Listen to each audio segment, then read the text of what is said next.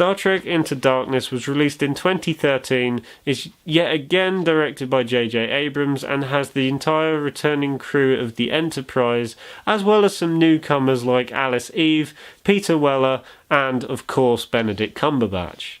Now, unlike the first Star Trek movie, I did actually go to the cinema to see this, and after the first time I saw it, I really enjoyed this movie, and I even thought it was better than the first one.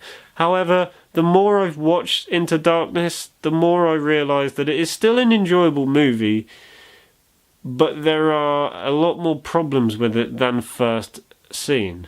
The entire returning cast are very good, and they add a lot more to their characters than they did in the first one, and I think everyone is a little bit better than they were in the first one, because they add more in terms of emotion and character depth, and they just add a lot more energy to each of their respected roles. Newcomers like Alice Eve are good in the movie, and she doesn't feel out of place. She has a purpose, unlike most new characters would in a series like this.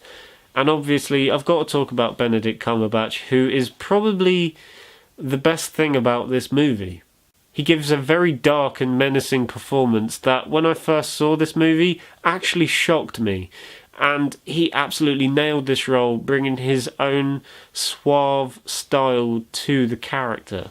The direction, yet again by J.J. Abrams, is very good, and this film does feel a lot faster moving than the first one and goes by a lot quicker, which could be a negative, but in this case it is actually a positive, because this film would not work if it did not have that fast pace. Because everything moves so quickly, you are constantly invested and you just want to know what happens next. The visual effects are very good, and the score by Michael Giacchino is just as good as the first one. Now, after rewatching this a few times, I have noticed several problems that unfortunately can't be ignored. The first one being that there is a lot of recycled stuff in this movie.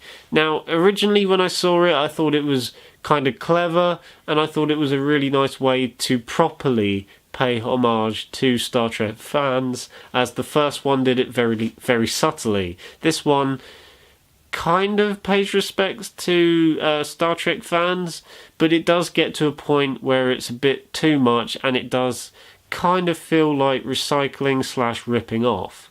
Also, there are a lot of plot holes in this movie, quite a few of them unanswered, and it does get to a point where the plot holes that occur become unbelievable and just kind of get a little bit annoying.